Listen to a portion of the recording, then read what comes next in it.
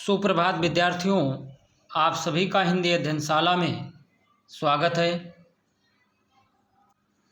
विद्यार्थियों, आज आप सभी पाठ 2 वर्ण विचार व्याकरण के अंतर्गत व्यंजन पढ़ेंगे। क्या पढ़ेंगे?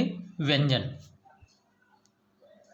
पिछले दिन आपने स्वर पढ़ लिया था और अयोगवाह पढ़ लिया था। अयोगवाह के अंतर्गत अनुस्वार, अनुनासिक और विसर्ग पढ़ा था। स्वर के अंतर्गत स्वर 3 प्रकार के थे: ह्रस्व स्वर, दीर्घ स्वर और प्लुत स्वर। तो आज जो है आप सभी व्यंजन पढ़ेंगे। आइए देखते हैं विद्यार्थियों व्यंजन की परिभाषा। तो व्यंजन किसे कहते हैं? जिन वर्णों को बोलते समय स्वरों की सहायता लेनी पड़ती है उन्हें व्यंजन कहते हैं। आप सभी को मालूम होगा कि जिन वर्णों को बोलते समय स्वरों की सहायता लेनी पड़ती है उन्हें व्यंजन कहते हैं। अब मान लीजिए जैसे हम बोल रहे हैं का, क्या बोल रहे हैं? का। तो का बोलने में हमें आ निकल रहा, का, खा, गा, इन सभी वर्णों को बोलने में आ निकल रहा है। तो ये वर्ण क्या कहलाते हैं? व्यंजन कहलाते हैं। लेकिन स्वरों को बोलने में किसी भी दूसरे व्यंजन की ज़रूरत नहीं पड़ती, अर्थात दूसरे व्यंजन की सहायता नहीं लेनी पड़ती।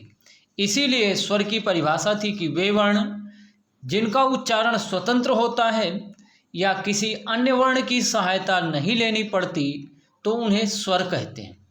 व्यंजन किसे कहते हैं? जिन वर्णों को बोलने के लिए स्वरों की सहायता लेनी पड़ती है उन्हें व्यंजन कहते हैं। तो आप सभी समझ गए होंगे।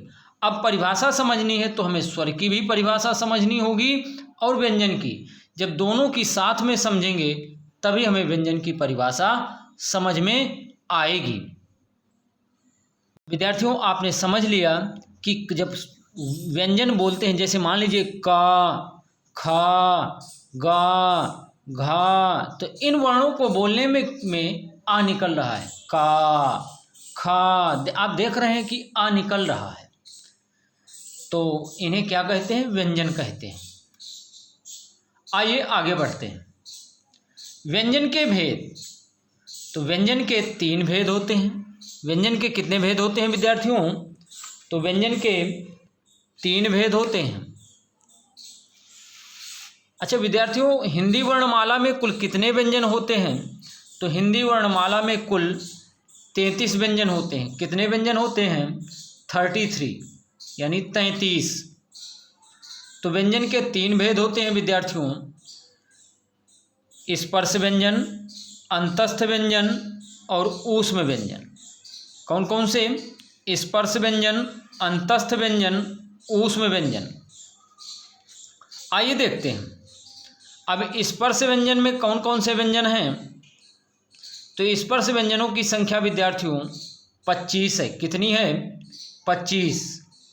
और अंतस्थ व्यंजनों की संख्या 4 है और ऊष्म व्यंजनों की संख्या भी 4 है। तो आप सभी समझ गए होंगे कि 25 + 4 29, 29 + 4 33। तो इस तरह से कुल 33 व्यंजन होते हैं। आइए आगे बढ़ते हैं विद्यार्थियों।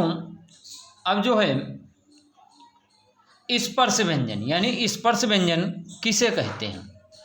तो इस प्रश्न का उत्तर होगा जिन वर्णों का उच्चारण करते समय जीभ मुख के किसी भाग का स्पर्श करती है उन्हें स्पर्श व्यंजन कहते हैं। तो यानी स्पर्श व्यंजन किसे कहते हैं? तो जिन वर्णों का उच्चारण करते समय जीभ मुख के किसी भी भाग का स्पर्श करती है उन्हें स्पर्श व्यंजन कहते हैं। अब उदाहरण के तौर पर आप देखिए, अगर आपको पा बोलना है, पा, होठों को आपस में ना जोड़ें और फिर पा बोलें तो क्या होगा? हम पा नहीं बोल पाएंगे, फा भी नहीं बोल पाएंगे। जब तक हम होठों को आपस में नहीं जोड़ेंगे तो फा भी नहीं बोल पाएंगे। तो पा, फा, बा, भा, इन वर्णों को बोलने के लिए होंठ एक दूसरे को स्पर्श कर रहे हैं। इसी तरह विद्यार्थियों, इन्हें स्पर्श व्यंजन कहा जाता है। चा, अब हमारी जीभ है, जीभ जो है तालू को छू रही, यानी ऊपर के हिस्से को छू रही है। अगर चा बोलेंगे, चा, छा, जा, अगर हम जीभ को ऊपर ना छूने दें और फिर चा बोलने का प्रयास करें तो हम नहीं बोल पाएंगे। इसीलिए विद्यार्थियों, इन्हें स्पर्श व्यंजन कहते हैं। आइए देखते हैं इनकी संख्या कितनी है, 25। अब विद्यार्थियों, ये किस तरह से याद करना है। तो का वर्ग है, चा वर्ग है, टा वर्ग है, ता वर्ग है, पा वर्ग है। आप देख रहे हैं कि का वर्ग के अंतर्गत का, खा, ग, घ, अंगा, ये सभी व्यंजन दिए गए हैं। तो का वर्ग के अंतर्गत क, ख, ग, घ, अंगा, यानी 5 वर्ण हैं। कितने वर्ण हैं? 5 वर्ण हैं। तो का वर्ग में आपको मालूम हो गया होगा। अब आपसे पूछा जाए चा वर्ग में कौन कौन से व्यंजन हैं, तो आप तुरंत जवाब देंगे कि च, छ, जा, झ, इया। टा वर्ग में कौन कौन से व्यंजन हैं, तो आप समझ गए होंगे कि ट, ठ, ड, ढ, अड़ा। तो यानी ता वर्ग में तो त, थ, द, ध, न, ये ता वर्ग के। और विद्यार्थियों, पा वर्ग में पा, फा, बा, भा, मा, ये पा वर्ग के व्यंजन हैं। तो विद्यार्थियों, आप सभी समझ गए होंगे। तो ये व्यंजन कैसे व्यंजन हैं, तो इन्हें स्पर्श व्यंजन कहते हैं। अब आपसे कहा जाए कि स्पर्श व्यंजनों की संख्या कितनी है, तो आप उत्तर देंगे कि स्पर्श व्यंजनों की संख्या 25 है। क्यों? कि का वर्ग में 5 व्यंजन हुए, चा वर्ग में भी 5 व्यंजन हैं, और टा वर्ग में भी 5 है, ता वर्ग में, पा वर्ग में। इस तरह से सब में 5-5 व्यंजन हुए, तो कुल कितने व्यंजन हो गए? 25 व्यंजन हो गए। अब आपसे कहा जाए स्पर्श व्यंजन कौन कौन से हैं, तो का वर्ग से लेकर के पा वर्ग तक स्पर्श व्यंजन हैं। इस तरह से लिखेंगे। आप इस तरह नहीं लिखेंगे कि का से लेकर पा तक स्पर्श व्यंजन है। अगर आपने का से लेकर पा तक लिख दिया तो फा, बा, भा, मा व्यंजन छूट जाएंगे। इसलिए कभी भी आपको लिखना है स्पर्श व्यंजन कहाँ से लेकर कहाँ तक हैं, तो का वर्ग से लेकर पा वर्ग तक या का से लेकर मा तक के व्यंजन स्पर्श व्यंजन कहलाते हैं। तो का वर्ग से लेकर पा वर्ग तक या का से लेकर के मा तक, आप सभी समझ गए होंगे।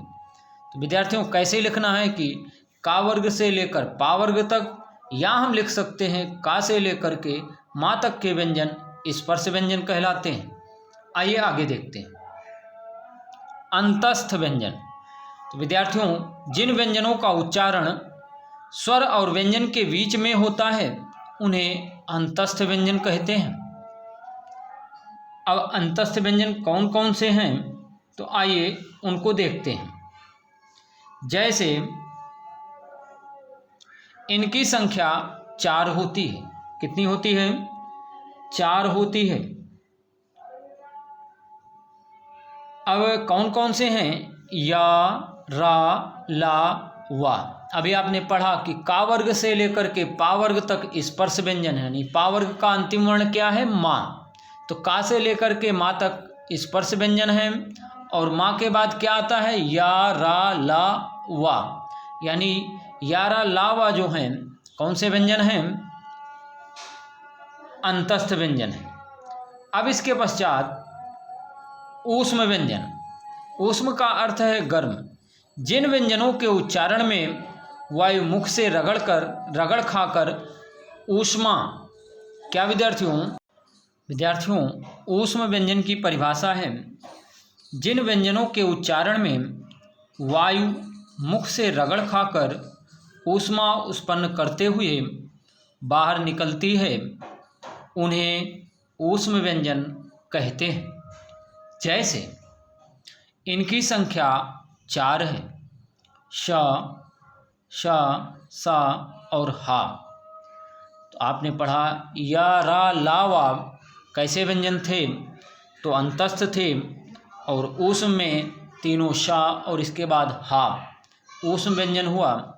और इसके पश्चात जो हैं छ, त्र, ज्ञा, ये कौन से व्यंजन हैं, इनके बारे में भी आइए जानते हैं। संयुक्त व्यंजन। विद्यार्थियों, संयुक्त व्यंजन किसे कहते हैं? तो दो वर्णों के मेल से बनने वाले व्यंजन को संयुक्त व्यंजन कहते हैं। इनकी संख्या कितनी है? 4 है। आइए देखते हैं कौन कौन से हैं। जैसे हैं छ, श, त्र, ज्ञा और स्रा। तो शा का निर्माण किससे हुआ है? क और सा से, यानी आधा का है और शा। त्रा का निर्माण त और रा से हुआ है। ज्ञा का निर्माण जिया से हुआ, आधा ज, ज और इया। स्रा का निर्माण स और रा से हुआ। तो आप सभी समझ गए होंगे। एक बार ध्यान करते हैं। तो विद्यार्थियों, का से लेकर के माँ तक के व्यंजन जो हैं स्पर्श व्यंजन हैं। माँ के बाद या, रा, ला, वा, ये कौन से व्यंजन हुए? तो इन व्यंजनों को अंतस्थ व्यंजन कहते हैं। और वा के बाद तीनों जो शा और हा जो हैं यह ऊष्म व्यंजन है। और इसके पश्चात श, त्र, ज्ञा और स्रा, ये कौन से व्यंजन हुए? संयुक्त व्यंजन हुए। आप सभी समझ गए हों। तो विद्यार्थियों, आज का लेखन कार्य है जिसे आप सभी अभ्यास पुस्तिका में करेंगे। यहाँ दिया गया है पाठ 2 वर्ण विचार। रिक्त स्थानों की पूर्ति कीजिए। या, रा, ला, वा व्यंजन कहलाते हैं। तो किस प्रकार के व्यंजन हैं? व्यंजन का कौन सा प्रकार है, ये आपको लिखना है। व्यंजन के 3 प्रकार और हैं।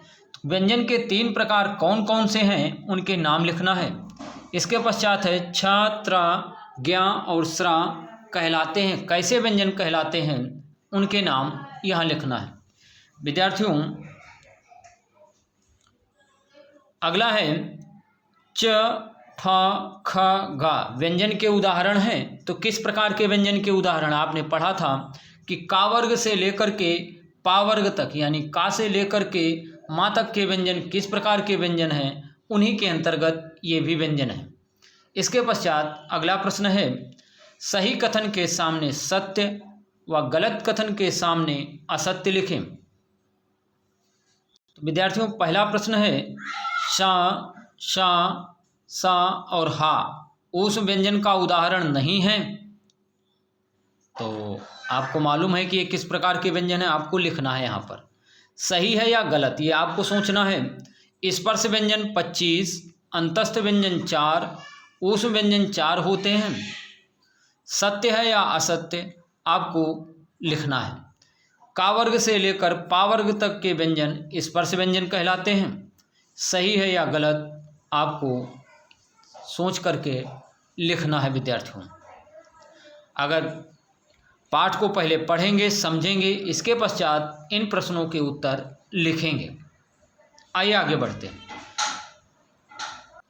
अगला प्रश्न है निम्नलिखित संयुक्त व्यंजन किन 2 वर्णों के योग से बने हैं?